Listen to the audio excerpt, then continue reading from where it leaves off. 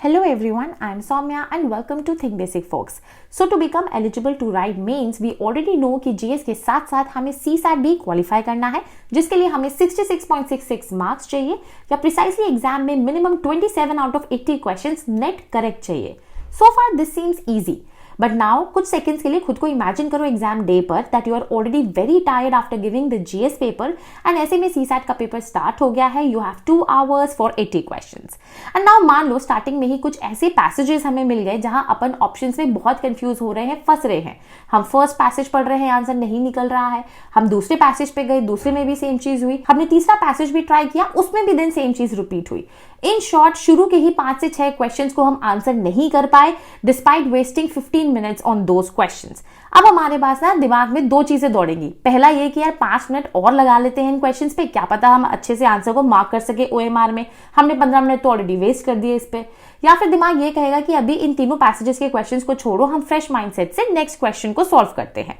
इन दोनों ही केसेस में ना प्रॉब्लम ये है कि बचा हुआ पेपर हम रैशनल माइंडसेट से सॉल्व ही नहीं कर सकते बिकॉज हमारे बैक ऑफ द माइंड में हमें ये टेंशन रहेगी हमारे 15 से 20 मिनट वेस्ट हो गए, फालतू में चले गए. एंड इस सिचुएशन में पता है क्या होता है, most of the candidates are not able to see the entire 80 questions and फिर एग्जाम के बाद लास्ट में पता चलता है कि यार ये जो लास्ट के 3-4 क्वेश्चंस थे ये आसान से थे, इसको हम कर लेते तो बात बन जाती, कहां हम स्टार्टिंग में फंस के रह गए. एंड ये जो फंसने वाली सिचुएशन है ना पैसेजेस की, ये हमारे साथ स्टार्टिंग ऑफ द पेपर में भी हो सकती है, मिडिल में भी हो सकती है. सो आज हम इस वीडियो में यही डिस्कस करेंगे कि सीसैट में कॉम्प्रिहेंशन वाले क्वेश्चंस को बिना किसी स्किल के, बिना ज्यादा फालतू का दिमाग लगाए, बिल्कुल बेसिक तरीके से कैसे कम टाइम में एग्जाम के अंडर प्रेशर में होने के बाद भी सही सॉल्व किया जा सकता है. How you can exactly test yourself and increase your accuracy by more than 90% in these reading comprehension questions, and we will also discuss at the last कि पूरे CSAT को including maths, reasoning and comprehension part हम कैसे exam में approach कर सकते हैं for the best optimum results. In short आपका जो भी फियर है सीसैट को लेकर, I will make sure that by the end of the video वो खत्म हो जाए, as I will be sharing my own very simple basic approach with demonstration जिसे मैंने एंड मेरे पेयर्स ने फॉलो किया है. And we all have sailed through CSAT with 100+ marks ensuring our chance to write mains. But yes, इसी के साथ आपकी ये भी क्वेरी कंटिन्यूसली आ रही थी कि पढ़ने के बाद हम प्रैक्टिस कहाँ से करें, कैसे सेल्फ इवैल्यूएट करें एंड कैसे इंप्रूवमेंट लाएं अपनी प्रिपरेशन में. So keeping this in mind, I will recommend today textbook Pass Elite program of textbook.com. इस प्रोग्राम में आपको प्रीलिम्स के लिए more than 300 टेस्ट मिलेंगे जिससे आपकी प्रिपरेशन डेडिकेटेड वे में होती रहेगी. आपको सिर्फ टेस्ट ही नहीं बल्कि प्रीवियस ईयर क्वेश्चंस भी यहाँ मिलेंगे जहाँ से आपको पूरे पेपर का ट्रेंड एंड पैटर्न समझ आ सकेगा. इसमें आपको सिर्फ प्रैक्टिस ही नहीं बल्कि डेली करंट अफेयर्स के लिए क्विक समरी शीट्स भी मिलेंगी एंड पूरे सिलेबस की कवरेज के लिए रिवीजन के लिए स्पेशली शॉर्ट चीट शीट्स भी प्रोवाइडेड होंगी जिससे लास्ट मिनट रिवीजन करने में आपकी बहुत हेल्प होगी. इनफैक्ट टेक्स्ट बुक के इस पास एलीट प्रोग्राम में आपको मेंस के लिए भी प्रॉपर टेस्ट भी मिलेंगे जहां से आप अपने आंसर्स को सेल्फ इवैल्यूएट कर सकोगे, इंप्रूव कर सकोगे. सो इस प्रोग्राम को अभी ज्वाइन करो यूजिंग माय कोड थिंक22 to avail straight 10% discount. Link और कोड डिस्क्रिप्शन में मेंशन है. जल्दी से इसमें एनरोल करो और अपना पहला मॉक कब देने वाले हो कमेंट में जरूर बताओ. So now you can see ये लास्ट 10 years का कंप्लीट सीसैट का एनालिसिस है एंड यहाँ पे आप देख सकते हो that on an average UPSC ने रीडिंग कॉम्प्रिहेंशन के 28 क्वेश्चंस पूछे हैं लास्ट 10 years में, which is exactly 70 marks. And हम इस 70 मार्क्स को बिल्कुल भी छोड़ के नहीं जा सकते हैं पेपर में, चाहे हम कॉम्प्रिहेंशन में कितने ही बुरे क्यों ना हो एंड मैथ्स में कितने ही धुरंधर ही क्यों ना हो. एंड इसके एग्जाम्पल आपको 2023 का जब सीसैट का पेपर आप देखोगे आपको अपने आप पता भी चल जाएगा, ठीक है. लेकिन किसी भी रीडिंग कॉम्प्रिहेंशन को सॉल्व करने के लिए ना कुछ बेसिक रूल्स, कुछ बेसिक प्रिंसिपल्स होते हैं जिन्हें मैं आपको अभी आगे बताने वाली हूँ. एंड डोंट वरी, इन्हें हम 2023 एंड 2024 के कुछ 4-5 पैसेजेस में अप्लाई करके भी देखेंगे सो दैट आपको by the end of the video बिल्कुल एब्सोल्यूट क्लैरिटी रहे हर चीज के regarding when it comes to solving reading comprehension, ठीक है. तो सबसे पहला रूल ये है कि कभी भी आपको पैसेज पढ़ना स्टार्ट नहीं करना है. पैसेज नहीं, सबसे पहले उसके क्वेश्चन को पूरा अच्छे से with options and with statements पढ़ लो. क्वेश्चन में ये देखो कि एग्जैक्टली पूछा कौन सा कीवर्ड है, एजम्पशन है, इन्फ्रेंस है, क्रक्स है, बिकॉज आगे हम देखेंगे कि इन्हें एग्जैक्टली कैसे सॉल्व किया जाता है इस तरीके के कीवर्ड्स को. इसके बाद जब आप पैसेज पढ़ोगे ना, इससे फायदा क्या होगा ना कि क्वेश्चंस को पढ़ने के बाद जब हम पैसेज पढ़ेंगे ना तो हमारा माइंड अपने आप स्कैन करेगा रेलेवेंट इन्फॉर्मेशन को जो क्वेश्चन के पॉइंट ऑफ व्यू से जरूरी है। एंड ऑल्सो जब हम पैसेज पढ़े तो ध्यान रखो उसको बहुत आराम से स्लोली नहीं पढ़ना है, थोड़ा स्पीड में पढ़ना है। कैसे पढ़ना है हम अभी आगे देखेंगे। एंड साथ के साथ हाईलाइट करना है कनेक्टिंग वर्ड्स को, like however, because, unless and due to, because इस तरीके के जो भी वर्ड्स हैं इनके एग्जैक्ट बाद जो इन्फॉर्मेशन दी होती है वो एक्सट्रीमली इंपॉर्टेंट होती है while answering the questions। And also जो भी अदर इंपॉर्टेंट इन्फॉर्मेशन आपको लगती है उसको सीधे सीधे अंडरलाइन करना है। एक और चीज जो बिल्कुल दिमाग में सेट कर लो अभी से कि that you don't have to go outside the scope of the passage. चाहे जीएस के अभी कितने ही नॉलेज हो, पैसेजेस आपके इकोनॉमी के इन्फ्लेशन पर हो या एनवायरमेंट के क्लाइमेट चेंज पे हो, हमें अपना एक्स्ट्रा दिमाग नहीं लगाना है। जितना पैसेज में इन्फॉर्मेशन दिया है उसी बेसिस पे हमें आंसर करना है। इसके अलावा हमेशा ध्यान रखो कि जो भी इलॉजिकल ऑप्शंस या एब्सर्ड स्टेटमेंट्स आपको दिए हैं इनको सीधे सीधे एलिमिनेट कर दो, बिकॉज इस तरीके के ऑप्शंस या statements they don't make any sense. Usually क्या होता है ना कि आपको पैसेज के 180 डिग्री ऑपोजिट ऑप्शन दे दिया जाता है, ABCD में से एक ऑप्शन रहेगा एंड आप खुद ही दिमाग लगा करके सोचो वो तो आंसर नहीं हो सकता है ना, तो उसको सीधे सीधे एलिमिनेट करो। Rather look for the logical progressive statements और ऑप्शंस। ठीक है, इसके साथ एक और चीज ध्यान रखो कि जो भी ऐसी ऑप्शंस या स्टेटमेंट्स हैं जहां पे एक्सट्रीम वर्ड्स का यूज किया है, like cannot, immediately, only, none etcetera, इनको एलिमिनेट कर दो, बिकॉज जनरली इस तरीके की जो स्टेटमेंट्स हैं वो रॉन्ग होती है। लेकिन हाँ, ये चीज हमेशा एग्जैक्टली ट्रू नहीं होती है, आप यही दिमाग में सोचोगे। तो लेट मी टेल यू, इसके लिए आपको ना प्रीवियस ईयर क्वेश्चंस को प्रैक्टिस करना पड़ेगा। जितना प्रैक्टिस करोगे, सिर्फ और सिर्फ PYQs ही प्रैक्टिस करने को मैं बोल रही हूँ और कुछ नहीं, तो आपको अपने आप समझ में आएगा कि यार ऐसी कौन सी स्टेटमेंट्स है जहां पे ये वर्ड्स यूज हो रहे हैं, इनको एलिमिनेट करना है, कहां पे नहीं करना है। ये अभी हम आगे पैसेज में भी करके देखेंगे। ठीक है, and rather what you have to do is you have to look for the possibility statements जहां पे कैन, मे या कुड बी मेंशन्ड हो, बिकॉज यहाँ पे एक प्रोबेबिलिटी है, एक पॉसिबिलिटी है, एक चांस है कि हाँ ऐसा हो सकता है। यूजुअली इस तरीके के स्टेटमेंट सही रहते हैं। एंड सपोज करो आंसर करते टाइम आप दो ऑप्शंस पे फंस रहे हो कि इसका आंसर ए है या बी है, तो हमेशा ध्यान रखो ऐसी स्टेटमेंट को चूज करो, ऐसे ऑप्शन को चूज करो जो होलसम हो, जो एक ब्रॉडर पॉइंट ऑफ व्यू, एक ब्रॉडर पर्सपेक्टिव कवर करता हो। एंड सपोज करो लास्ट एक इंपॉर्टेंट चीज मैं यहाँ बताना चाहूंगी कि पैसेज पढ़ते टाइम या क्वेश्चन पढ़ते टाइम आपको कोई चीज नहीं समझ में आ रही है, आप उसको सही से इंटरप्रेट नहीं कर पा रहे हो, आपको डाउट हो रहा है, तो ज्यादा दिमाग लगाने की जरूरत नहीं है, सीधे जाके उसे हिंदी में पढ़ लो एक बार। हिंदी में पढ़ने के बाद आपको सारी क्लैरिटी मिल जाएगी। ठीक है, सो नाउ सीसैट में सारे पैसेजेस के क्वेश्चंस ना सिर्फ कुछ कीवर्ड्स पर ही बेस्ड होते हैं, विच आर assumption, inference और conclusion, crux और the central idea, message and implication। तो चलो एक एक करके इन्हें अच्छे से समझते हैं एंड इसके साथ साथ इनके प्रीवियस ईयर क्वेश्चन को भी सॉल्व करके देखते चलेंगे। ठीक है, फर्स्ट इज assumption। assumption का मतलब क्या है? that something you accept and believe to be true without any doubt or evidence। आपको किसी बात के लिए ना कोई एविडेंस चाहिए, कोई प्रूफ नहीं चाहिए, ना आपको कोई शक है उस बात पे, आपको बस पता है कि ये जो स्टेटमेंट है ये बिल्कुल सही है। And then we make an opinion on that statement. इसी तरीके से ऑथर पैसेज में क्या करता है, ऑथर ने जो पैसेज लिखा है वो भी किसी एक स्टेटमेंट पर बेस्ड लिखा है, एज्यूम करके लिखा है। इसका मतलब सीधे सीधे ये है कि assumption जो है ना वो हमेशा it is always unstated and a hidden idea जो यूज किया गया है by the author to give his argument or the point of view in the passage। तो ये हमेशा अनस्टेटेड रहता है, ये कभी भी डायरेक्टली मेंशन नहीं होता है पैसेज में। इसी वजह से ये कंप्लीटली एक नई चीज होती है। सपोज करो आप पैसेज पढ़ोगे ना एंड उसके बाद जब आप ऑप्शंस देखोगे, आपसे assumption पूछा है कि इनमें से कौन सा assumption है, तो वो बिल्कुल अलग चीज होगी। ऐसा नहीं है कि उसमें 3 ऑप्शंस ऐसे दे दिए हैं जो सीधे सीधे पैसेज में मेंशन हो रहे हैं, आपको लगे कि वो assumption है। वो assumption नहीं है, assumption हमेशा हिडन है, assumption पैसेज में बिल्कुल दिया ही नहीं होगा।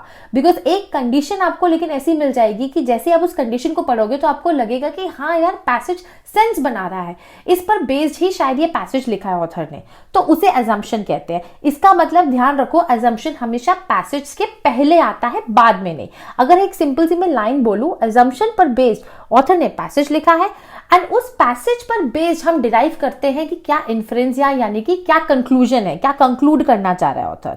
ठीक है, तो कभी भी assumption को हम पैसेज से डिराइव नहीं करेंगे, बल्कि पैसेज को हम assumption से डिराइव करेंगे। ये फर्क समझते हुए चलो, और हमेशा ध्यान रखो कि जो assumption है ना ये हमेशा आपके पैसेज के कंक्लूजन को सपोर्ट ही करेगा।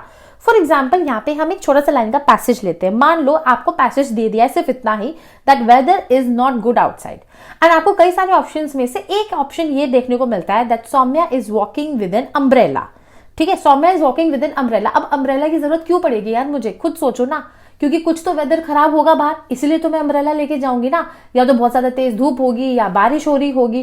तो इसका मतलब Soumya is walking with an umbrella, ये एक assumption है ना, ये ऑथर ने एज्यूम किया, तभी तो उसने ये पैसेज लिखा, ये स्टेटमेंट लिखा, weather is not good outside.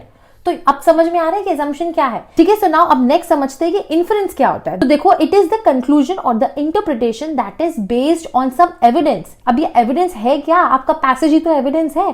Simple सा मतलब ये है that inference is always derived from the information, details or the context given in the passage।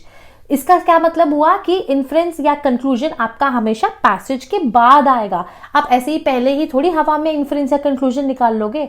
जब आपको पैसेज दिया गया है, जब आप उसको पढ़ोगे तभी तो आपको उसका मतलब समझ में आएगा, एंड मतलब समझने के बाद आप उसे कंक्लूड करोगे, समराइज करोगे किसी एक लाइन में। एंड हमेशा ध्यान रखो कि अजम्पशन तो कभी भी डायरेक्टली मेंशन नहीं होता है पैसेज में, लेकिन इन्फ्रेंस इट कैन बी और it can not be directly mention in the passage. For example, यहाँ पे देखो, हम एक ही स्टेटमेंट से अजम्पशन एंड इन्फ्रेंस का मतलब और अच्छे से समझ लेंगे।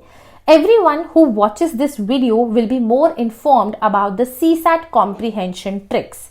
Rahul watched this video। ये सिंपल सा 2 लाइन का आपका पैसेज है जो ऑथर ने आपको दिया है। एक बारी और पढ़ो। Everyone who watches this video will be more informed about the CSAT comprehension tricks. Rahul watched this video। अब यहाँ पे assumption क्या हुआ? Rahul never misses Think Basic Folks videos। Rahul कभी भी थिंक बेसिक फोक्स की वीडियो मिस नहीं करता। अभी टोटली बिल्कुल न्यू थिंग है ना ये, यहाँ पे इस स्टेटमेंट, इस 2 लाइन के पैसेज में तो मेंशन नहीं है। लेकिन अगर मैं ये बोल दूं that Rahul never misses think basic folks videos, तो क्या उससे हम ये स्टेटमेंट प्रूव कर पा रहे हैं? जो पैसेज लिखा है वो शायद सेंस बना रहा है कि हाँ, राहुल थिंक बेसिक फोक्स की एक भी वीडियो मिस नहीं करता है। अब आगे पढ़ो, दोबारा से लाइन पढ़ो। Everyone who watches this video will be more informed about CSAT comprehension tricks. Rahul watched this video. इसका मतलब ठीक है, राहुल तो थिंक बेसिक फोक्स की कोई वीडियो मिस ही नहीं कर रहा। That's why Rahul watch this video. assumption is correct. अब इन्फ्रेंस समझो। इन्फ्रेंस देखो यहाँ पे क्या होगा, Rahul is more informed about CSAT comprehension tricks. अब वापस से ये लाइन पढ़ो। एवरीवन जो ये वीडियो देखेंगे उन्हें सीसैट कॉम्प्रिहेंशन ट्रिक्स का पता होगा। राहुल ने ये वीडियो देखी है, इसलिए Rahul is more informed about CSAT comprehension tricks. This is the conclusion, this is the inference.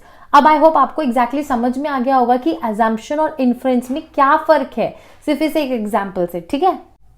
Now let's solve this 2024 का inference and assumption वाला passage with all the information that we have understood till now.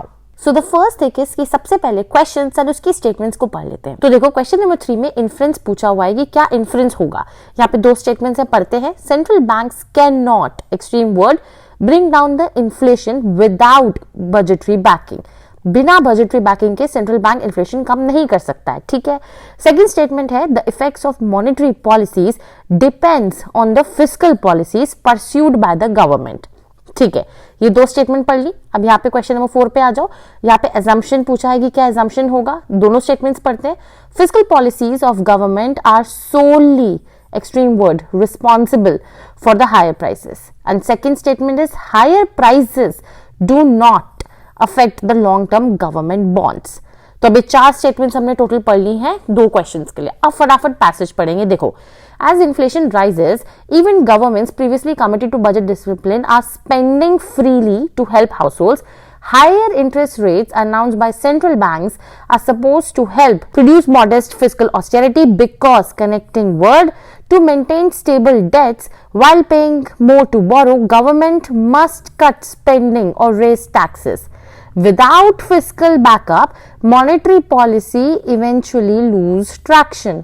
ये थोड़ा important sentence लग रहा है यार, ठीक है, बिकॉज हमने क्वेश्चन में इसी रिलेटेड कुछ पढ़ा था। यहाँ पे ये फर्स्ट स्टेटमेंट ध्यान आ रहा है, तो यहाँ पे अपने आप यहाँ पे माइंड ने स्कैन कर लिया कि ये ज्यादा इंपॉर्टेंट है। Higher interest rates become inflationary, not disinflationary, because, again connecting word, they simply lead governments to borrow more to pay rising debt service cost. The risk of monetary unmooring is greater when public debt rises because interest rates become more important to budget deficits. ठीक है, अब वापस से question पे जाते हैं।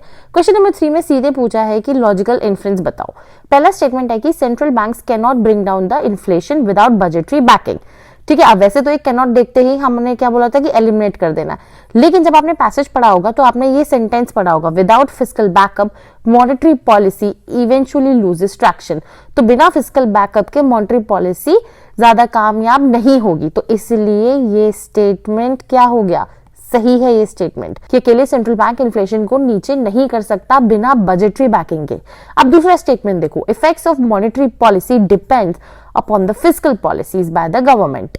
ठीक है, अब यहाँ पे अगेन यही स्टेटमेंट आप दोबारा देखोगे अगर, तो इसी एक स्टेटमेंट से ये चीज भी इंप्लाई हो रही है, यानी कि हम दोनों ही स्टेटमेंट्स ये सही है, दोनों ही इन्फ्रेंसेस है, तो इसका आंसर सी हो जाएगा। तो वहीं पे ये वाला क्वेश्चन देखो, इसमें एजम्पशन पूछा हुआ था। ठीक है, अब यहाँ पे क्या है, fiscal policies of government are solely responsible for higher prices. हमने ये पूरा पैसेज पढ़ा, लेकिन हमने कहीं पे भी ये चीज नहीं लग रही, बल्कि यहाँ पे तो इंटरकनेक्शन की बात हो रही है मॉनेटरी पॉलिसी और फिस्कल पॉलिसी की, तो ये तो बिल्कुल भी assumption नहीं हुआ। ये एक तरीके से वही जो मैंने आपको बताया था कि एब्सर्ड स्टेटमेंट है, ये आपका जो भी पैसेज दिया है उसके ठीक ऑपोजिट कुछ बात कर रहा होगा, तो ये स्टेटमेंट हो गया गलत। अब दूसरा स्टेटमेंट देखते हैं, higher prices do not affect the long term government bonds. क्या लॉन्ग टर्म गवर्नमेंट बॉन्ड्स के बारे में कहीं से भी आपको लगता है कि इस पैसेज को पढ़ने के बाद की कोई भी कनेक्शन है? नहीं, इसके बारे में कोई भी बातचीत नहीं है, कोई भी कनेक्शन नहीं है, किसी भी तरीके से ये यहाँ फिट नहीं बैठता, इसलिए ये भी गलत है। तो इसके एजम्पशन में neither one not two, answer होगा डी। तो आई होप अब आपको समझ में आ रहा होगा कि कैसे इन्फ्रेंस एंड एजम्पशंस वाले क्वेश्चंस को टैकल करना है। ये मैंने 2024 का ही एक पैसेज उठा करके आपको अभी समझा दिया है। ठीक है, तो चलिए अब हम चलते हैं नेक्स्ट कीवर्ड पर, दैट इज क्रक्स और द सेंट्रल आइडिया। ये क्या होता है? It is the most important और द सेंट्रल पॉइंट और the key idea around which everything in the passage revolves. तो बेसिकली एक एसेंशियल पार्ट है, एक एसेंशियल आइडिया है जो पूरे पैसेज का कोर मीनिंग या सिग्निफिकेंस होल्ड करता है। ठीक है, तो इसे कहते हैं क्रक्स और सेंट्रल आइडिया। अब इस पे चलिए देखते हैं एक प्रीवियस ईयर क्वेश्चन। तो देखो ये 2023 का प्रीवियस ईयर क्वेश्चन है, तो यहाँ पे हम वही सेम टेक्निक दोबारा से अप्लाई करेंगे कि क्वेश्चन के हम सारे स्टेटमेंट्स एंड कीवर्ड्स को देखेंगे। तो कीवर्ड है यहाँ पे कि हमें क्रक्स बताना है। अब यहाँ पे स्टेटमेंट फटाफट देख लेते हैं। पहला है, scheme of universal basic income should be implemented world wide as a way of poverty alleviation. ठीक है, सेकंड स्टेटमेंट है, we must place food based nutrition at the centre of our policy debate. The third statement is nutritional status of the food should be improved by creating appropriate genetically modified crops. And the fourth statement is using modern food processing technologies, we must fortify the food items with required nutrient elements. ठीक है, सारे statement देख लिया। ठीक है, so now चलिए अब ये पैसेज पढ़ते हैं। That many people are not eating the right food, for some it is simply a decision to stick with food they enjoy but which is not too healthy. This is leading to connecting word important information, increase in non-communicable disease. This in turn leads to another connecting word, important information coming ahead, major burden on our healthcare systems that have the potential to derail the economic progress, which is essential for the poor to improve their lives. For others, it is about the limited access to nutritious food or the lack of affordability, leading to connecting word, important information coming, monotonous diets that do not provide the daily nutrients for them to develop fully. Part of the reason nutrition is under threat worldwide, that is our food systems are not properly responding to nutritional needs. Important information. Somewhere along that long road from farm to fork, there are serious detours taking place. Okay, तो ये हो गया पूरा passage. अब crux की बात करते हैं। हमने फर्स्ट स्टेटमेंट पढ़ा था, यहाँ पे यूनिवर्सल बेसिक इनकम के बारे में है, पॉवर्टी एलिवेशन के बारे में। क्या कहीं से भी इस पैसेज में इससे रिलेटेड कोई भी बात हुई भी है? नहीं, तो ये आंसर नहीं है। Let's go on to the next statement which is food based nutrition जो है हमारी पॉलिसी डिबेट का सेंटर होना चाहिए। तो हाँ, कह सकते हैं कि ये क्रक्स हो सकता है, बिकॉज यही इशू है, यही सेंट्रल आइडिया है पूरे पैसेज का, इसी के रिगार्डिंग बात चल रही है। नेक्स्ट स्टेटमेंट देखते हैं, nutritional status of food should be improved by creating the genetically modified crops. कहीं से भी डायरेक्टली इनडायरेक्टली किसी भी तरीके की सोल्यूशन की बात तो हुई ही नहीं है, एंड स्पेसिफिकली इसके रिगार्डिंग भी नहीं हुई है, तो ये आंसर नहीं होगा।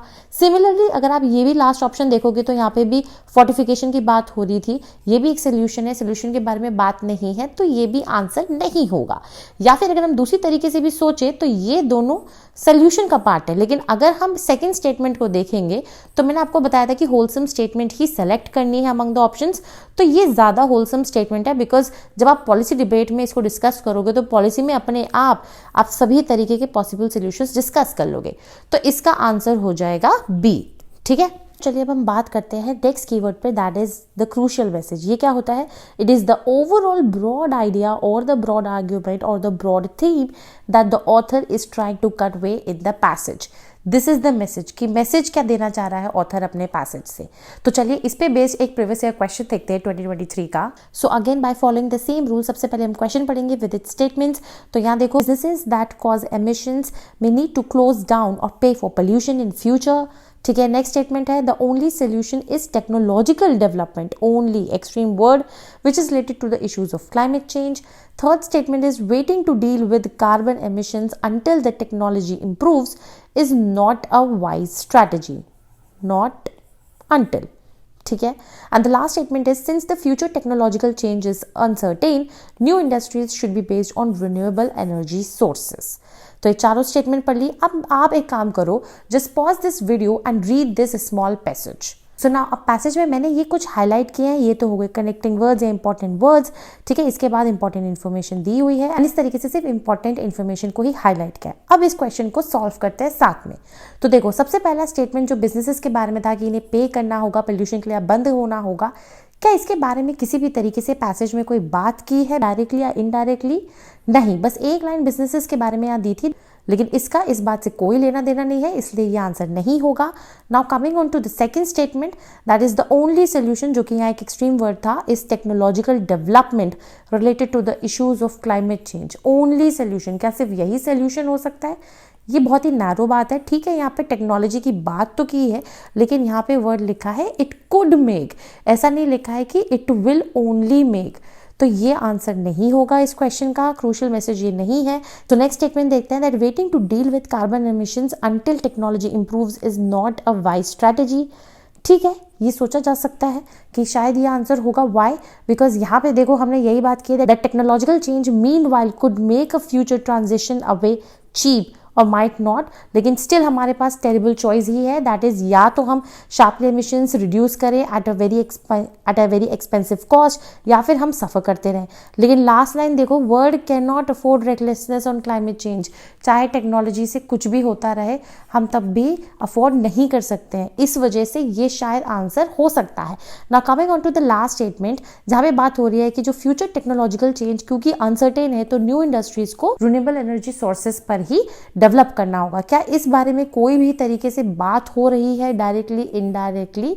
नहीं, इसके बारे में भी बात नहीं हो रही है, इसलिए इसका आंसर होगा आपका सी, बिकॉज ये एक होलसम स्टेटमेंट है, इसको आप डायरेक्टली रिलेट कर सकते हो last line of the passage से भी। ठीक है, तो इस तरीके से आपको इसे सॉल्व करना है। Now coming on to the last keyword, that is implication. की इम्प्लीकेशन क्या होता है? कई बार सीसैट में ये क्वेश्चन भी पूछा हुआ है। तो देखो, इट इज अ सजेशन और a consequence that is not directly stated in the passage, but it can be inferred और it is implied from the information which is given in the passage. Directly आपको passage में नहीं मिलेगा, लेकिन passage को पढ़ने के बाद आप सीधे सीधे बता सकते हो कि ऑथर भाई इंप्लाई क्या करना चाह रहा है, क्या कहना चाह रहा है indirectly. Basically it is something said और विच इज सजेस्टेड इनडायरेक्टली। तो चलो इस पर भी हम एक प्रीवियस ईयर क्वेश्चन देख लेते हैं 2023 का ही। यहाँ पे भी अगेन वही सेम स्ट्रैटेजी अप्लाई करनी है। यहाँ पे इम्प्लाइड वाला क्वेश्चन है, यहाँ पे फटाफट से स्टेटमेंट सारे पढ़ो।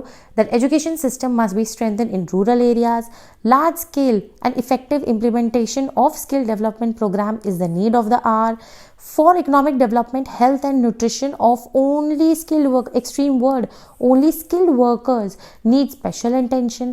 And last is, for rapid economic growth as envisaged by us, attention should be paid to health and nutrition of the people. ठीक है, तो ये हमने 4 ऑप्शंस पढ़ लिए। अब यहाँ पे फटाफट हम पैसेज पढ़ते हैं। पैसेज अगेन आप इस वीडियो को पॉज करो और खुद से पढ़ो इस पैसेज को जल्दी से। ठीक है, सो नाउ आई होप आपने पूरा पैसेज पढ़ लिया होगा। यहाँ पे मैंने जितने भी इंपॉर्टेंट इन्फॉर्मेशन थी उसको हाईलाइट कर लिया है। अब इस क्वेश्चन को चलो साथ में सॉल्व करते हैं। अगेन यहाँ पे फर्स्ट स्टेटमेंट में बात की थी education system and rural areas में इसको स्ट्रेंथन करना है। ये तो बिल्कुल भी इम्प्लाई नहीं कर रहा है पैसेज, बिकॉज कहीं से भी एजुकेशन की बात नहीं हो रही। दूसरा स्टेटमेंट क्या था कि skill development is the need of the hour. Again ये भी कहीं से भी नहीं हो सकता इसका आंसर, बिकॉज इसके बारे में भी बात नहीं हो रही है। बात हो रही है यहाँ पे हेल्थ के बारे में कि कैसे हेल्थ जो है डिग्रेड हो रही है और उससे प्रोडक्टिविटी पे असर पड़ रहा है और उससे इकोनॉमिक ग्रोथ का लॉस हो रहा है। ठीक है, अब थर्ड स्टेटमेंट देखते हैं कि for economic development health and nutrition of only skilled worker need special attention. क्या सिर्फ स्किल्ड वर्कर्स के लिए ही स्पेशल अटेंशन देनी है? ऐसा तो बिल्कुल भी नहीं है, बिकॉज यहाँ पे ठीक है स्किल वर्कर की बात हुई है, that will be more dependent more dependent है यहाँ पे, ओनली डिपेंडेंट नहीं है ऑन द स्किल वर्कर्स, इसलिए ये भी इसका आंसर नहीं हो सकता है। अब लास्ट क्या है, for rapid economic growth as envisage attention should be paid to the health and nutrition of the people. Yes, this does make sense. Passage को पढ़ने के बाद ये समझ में आ रहा है, बिकॉज यहाँ पे क्या प्रॉब्लम मैंने डिस्कस की, यहाँ पे हेल्थ का इशू है जिससे प्रोडक्टिविटी कम हो रही है, जिससे इकोनॉमी हैम्पर हो रही है। तो इस वजह से क्या करना चाहिए, इनडायरेक्टली क्या बोलना चाह रहा है ऑथर कि भाई हेल्थ पे ध्यान दो, लोगों की न्यूट्रिशन पे ध्यान दो। तो this is going to be the answer, this is what is implied by the author. So इस तरीके से हमने सारे सीसैट के कीवर्ड्स वाले क्वेश्चंस प्रीवियस ईयर क्वेश्चंस के थ्रू सॉल्व किए हैं। मैंने ज्यादातर 2023 के लिए हैं क्योंकि इसके ऑफिशियल यूपीएससी का आंसर की भी आ चुका है। You can check these answers with your own self. आपने साथ में यहाँ पे सॉल्व किया है पैसेज, अब आपको बिल्कुल क्लियर हो गया होगा कि किस तरीके से हमें रीडिंग कॉम्प्रिहेंशन को बिना किसी स्किल के सिर्फ बेसिक तरीके से दिमाग लगा करके भी सॉल्व कर सकते हैं। बिकॉज यहाँ पे आप कॉम्प्रिहेंशन के देखो नियर अबाउट 28 to 30 क्वेश्चन आते हैं एग्जाम में, एंड आप आराम से यहाँ पे मोर देन 50 मार्क्स सिर्फ और सिर्फ रीडिंग कॉम्प्रिहेंशन से ही ला सकते हो, चाहे फिर वो कॉम्प्रिहेंशन कितना ही टफ क्यों ना हो। ठीक है, सो नाउ अगर हम बात करें that how to approach CSAT in exam, तो सबसे पहले ध्यान रखो कि आपको टारगेट करना है कि हमेशा 45 क्वेश्चन आउट ऑफ 80 क्वेश्चन तो अटेम्प्ट करने ही करने हैं। एंड एक और चीज़ का ध्यान रखो, कभी भी किसी एक सेक्शन पे डिपेंड मत रहो, because 90% aspirants are making this blunder कि अगर हम मैथ्स में अच्छे हैं तो हम मैथ्स के भरोसे ही सीसैट क्लियर करेंगे, आरसी में अच्छे हैं तो आरसी के अकॉर्डिंग करेंगे, रीजनिंग में अच्छे हैं तो सिर्फ रीजनिंग करके जाएंगे, बाकी दोनों छोड़ देंगे।